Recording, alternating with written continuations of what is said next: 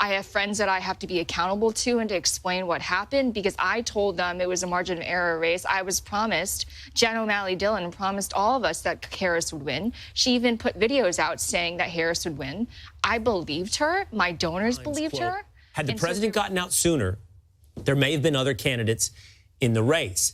The anticipation was that if the president were to step aside, that there would be an open primary. Our next guest has recently been vocal about missteps made in the Harris campaign. It's DNC Woman's Chair and Harris surrogate Lindy Li joining us now. Lindy, we appreciate you being here. This is sort of an after analysis here of what happened with the campaign.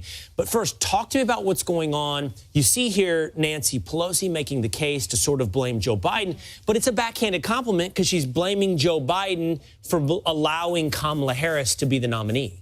Right. Well, thank you so much for having me. And what's left unsaid is that she is not forcefully saying that Harris would have been the strongest candidate after a rigorous process. She's not saying definitively that it would have been her. She says it might have been her, but, you know, maybe there was an alternative. Maybe it was Josh Shapiro or maybe Gretchen Whitmer, someone who can forcefully litigate the case against Donald Trump. And if you truly believe that Trump is an existential threat, and that's what Democrats have been saying for the past couple of years, then you should have had that process instead of just coronating somebody. What is the relationship?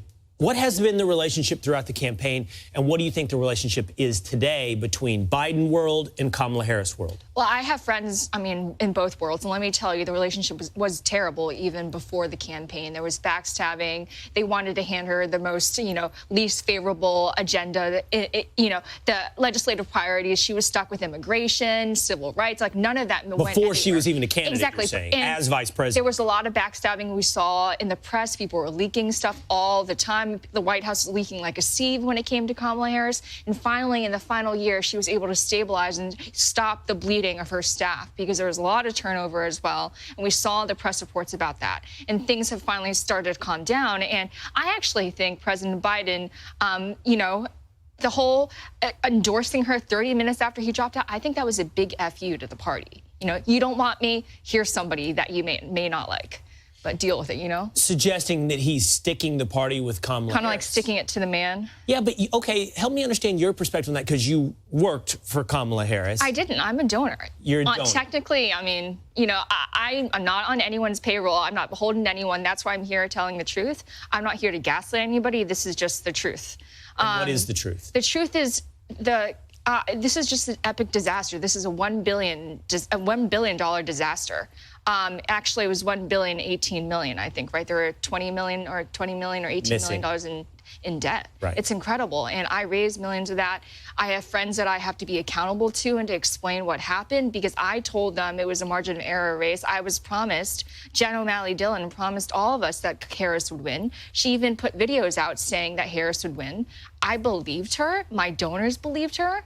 And so they wrote massive checks. I feel like a lot of us were misled. And even on the night of election night, I looked somebody in the eye and I said, are we going to do this? Are we going to pull it off? She told me yes. And I asked somebody else, like, how are you feeling? He's like, we're going to win Iowa. And I was like, what? Do you think, did they believe this going in? Was there a real sense of false confidence on the side of Kamala Harris? Or did they know they were in store for disaster? I was wondering about that. I was like, I asked them, are you privy to internal numbers that I am not seeing? Because I study this so carefully, and I just wasn't seeing any basis for that level of confidence. And I also want to remind our viewers that, the Trump campaign was touting all of these incredible empirical data weeks before election night. What Harris is touting was the door knocking. She didn't say anything really about early voting. Now I know it's because there was nothing much to say. I asked you what the relationship was between Biden world and Kamala Harris world, and you told me it was bad. It was bad predating the campaign. Where does Obama world fit in this? There's. I don't want to break the Democratic Party into these, three fiefdoms because there's probably more. Nancy Pelosi is a huge power player, but Barack Obama, the Obama world, is a huge player. How do they fit in the tension or the happiness of Democrats? That's a really good question. I want to point out that they waited 3 days. Michelle and Barack Obama waited 3 days to endorse Kamala Harris. It was a silence heard around the world. And prior to Biden's endorsement that no one really anticipated, they were vetting people like Mark Kelly. Kamala Harris wasn't at the top of the ticket. So Biden's endorsement of Harris caught a lot of people off guard, even the chieftains of the party. I really think it was a big F you to everyone. I'm so sorry. It's all right. I think I'm getting a vivid picture. I didn't finish the word.